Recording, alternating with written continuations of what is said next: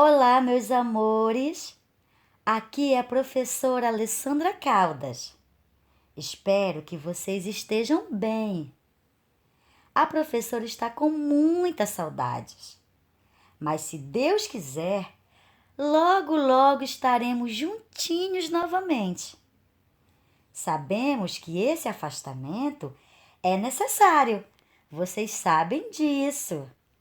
Nós estamos passando por um momento bastante complicado, mas logo será resolvido. A gente precisa se cuidar também da nossa família e de todos que estão ao nosso redor. Só que não devemos parar de estudar. Temos que continuar estudando, mas por enquanto vai ser por aqui mesmo. E a nossa matéria de hoje será de geografia. Sejam bem-vindos à nossa aula de geografia. Eu tenho certeza que vocês estão preparados.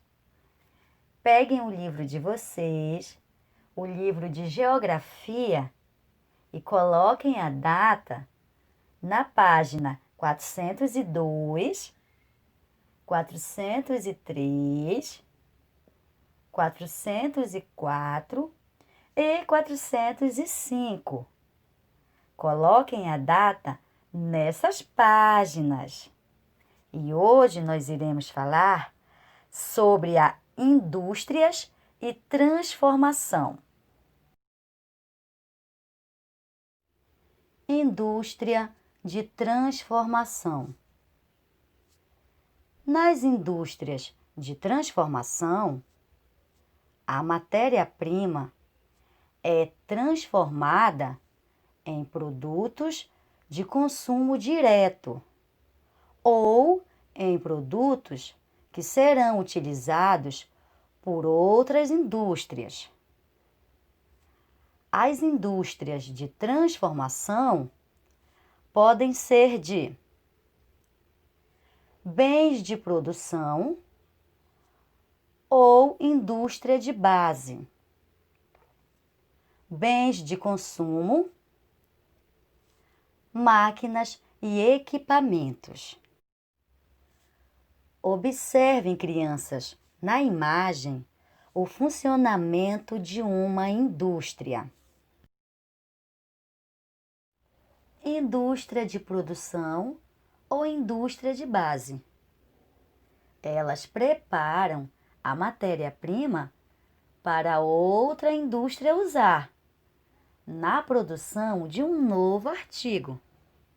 Exemplo: a indústria siderúrgica, que transforma o ferro em aço para a indústria metalúrgica empregar na fábrica de veículos e ferramentas.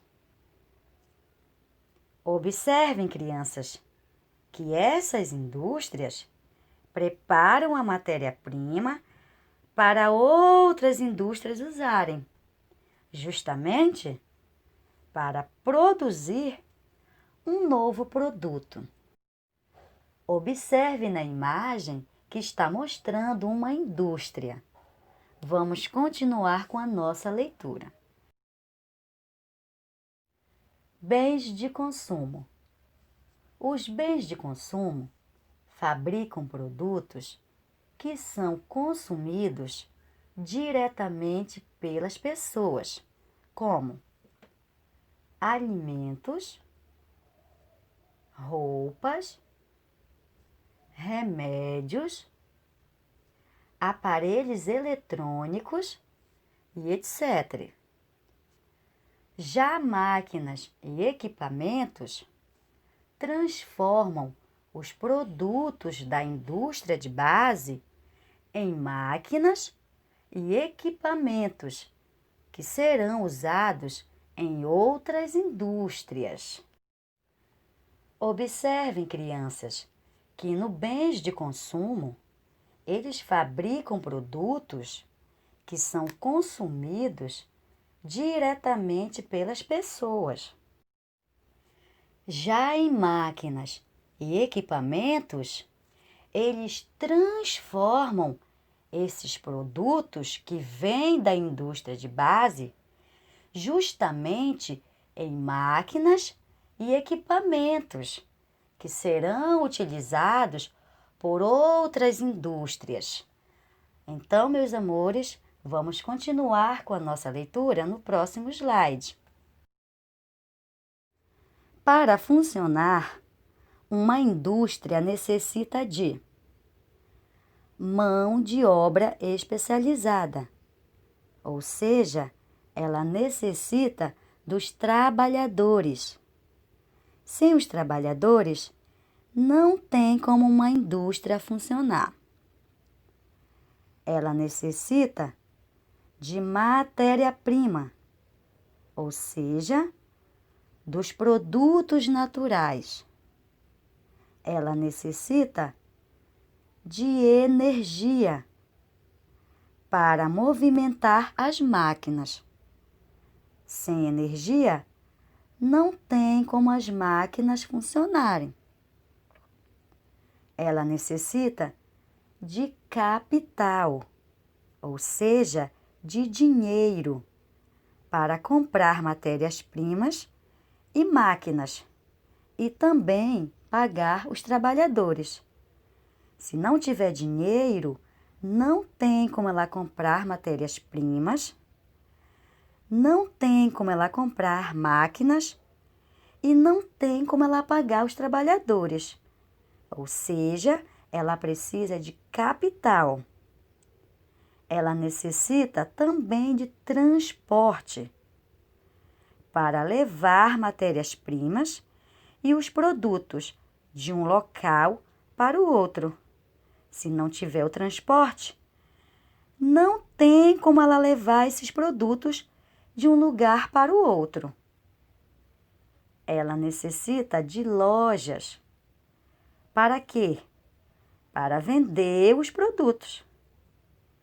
Se não tiver loja, não tem como ela vender os seus produtos. Ela também necessita de consumidores, ou seja, de pessoas para comprar os produtos. Se não tiver consumidores, também não tem como ela vender os produtos. Então, meus amores, para uma indústria funcionar, ela necessita de tudo que nós acabamos de ler, certo? Agora, resolvam as atividades do livro de vocês, página 402 e 403. Vocês podem pausar o vídeo e resolver agora. Ou podem deixar para resolver no final da nossa aula. E o nosso próximo assunto será o comércio. Vamos lá? O comércio. A compra e a venda de produtos chama-se comércio. Antigamente, trocava-se produto por produto, sem o uso de dinheiro. Esse comércio direto era muito praticado entre os indígenas e os portugueses no começo da história. Era chamado escambo. Ou seja, antigamente eles não usavam o dinheiro. Eles faziam a troca de um produto pelo outro. E esse tipo de comércio é chamado de comércio direto. E como acabamos de ler, antigamente esse tipo de comércio era usado entre os indígenas e os portugueses, certo? Continuando com a nossa leitura. Vamos lá. Atualmente, o uso do dinheiro facilita muito essas trocas. A moeda representa o valor das mercadorias trocadas. O dólar americano, a libra esterlina, o peso argentino e o real brasileiro são algumas das muitas moedas existentes no mundo. Observe nas imagens que eu coloquei cada uma dessas moedas, que agora facilita bastante na nossa troca. Continuando com a nossa leitura. As pessoas fazem comércio porque não conseguem produzir tudo aquilo de que necessita. Então, elas compram produtos de que precisam e não conseguem produzir. Nas sociedades atuais, há muita propaganda e algumas pessoas passam a comprar demais, até mesmo produtos de que não precisam. Por isso, é importante refletir sobre o ato de consumir. Será que aqueles objetos que tanto desejamos são realmente necessários para a nossa vida ou são supérfluos? Então, meus amores, com muitas propagandas, não tem como resistir, né? Mas só que nós devemos comprar somente o que é necessário, viu? Tipos de comércio. O comércio é responsável pela distribuição dos produtos da agricultura, da pecuária e da indústria. Quando realizado dentro do próprio país, chama-se comércio interno, ou seja, aquele produto está sendo comercializado dentro do próprio país. O comércio realizado entre 2 ou mais países chama-se comércio externo e pode ser de importação ou de exportação.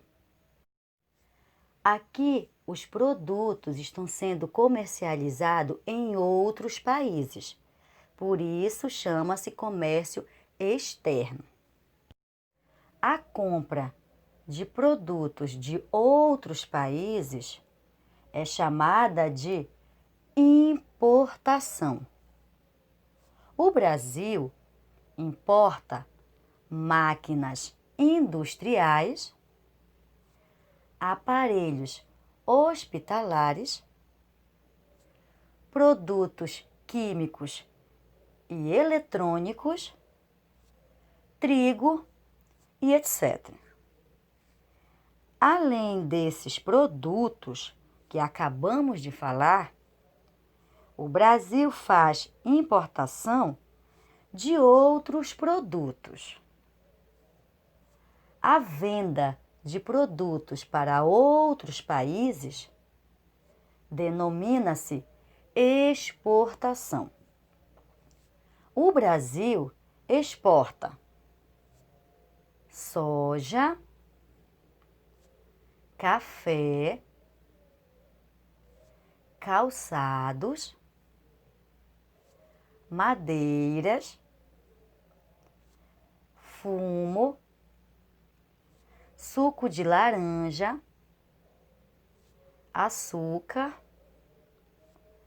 cacau, minérios, metais,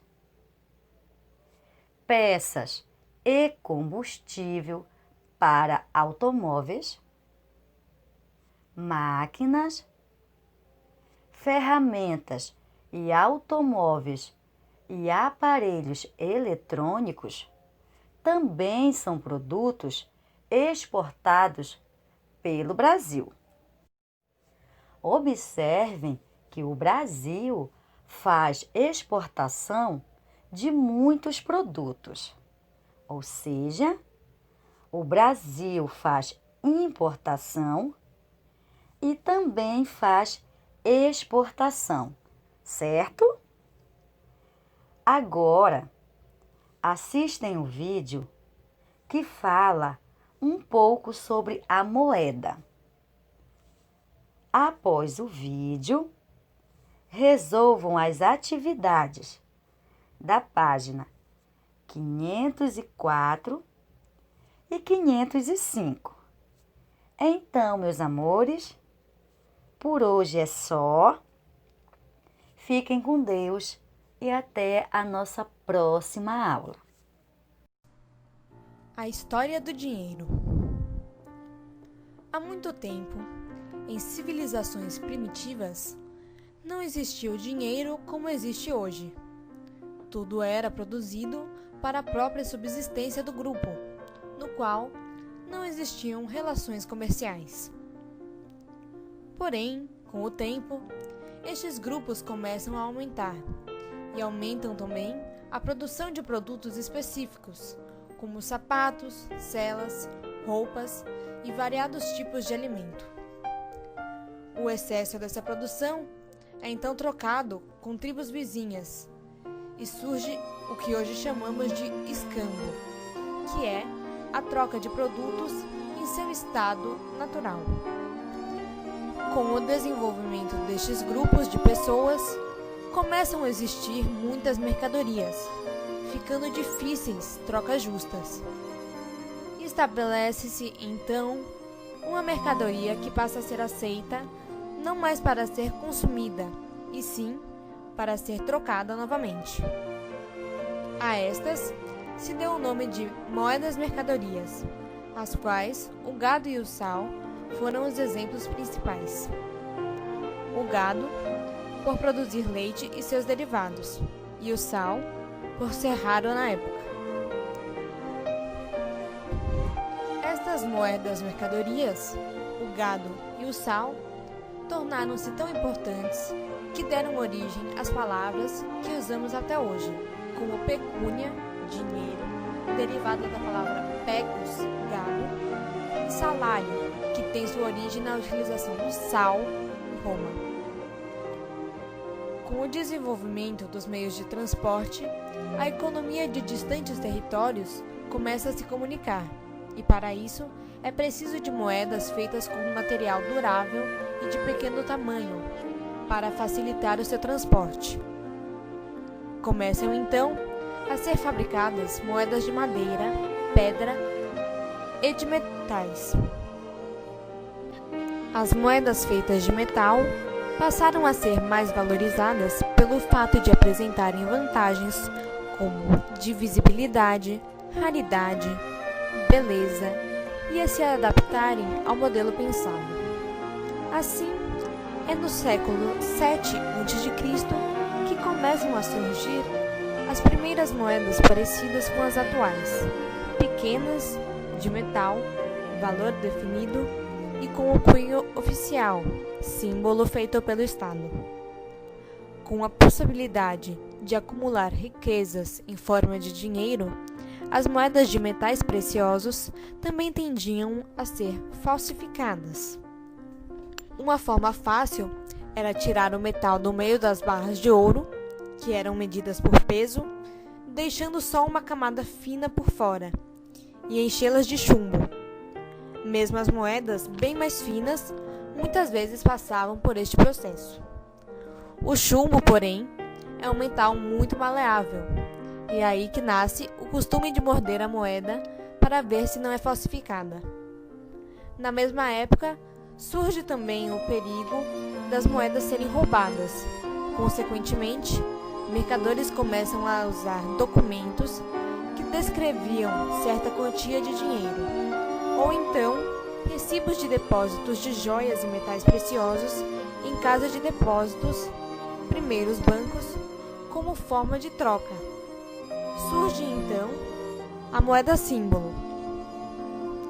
Estas moedas símbolo, recibos ou documentos, mais tarde evoluem para o papel moeda, como conhecemos hoje em dia, com valor fixo, assim como as moedas. No Brasil, a história não é muito diferente.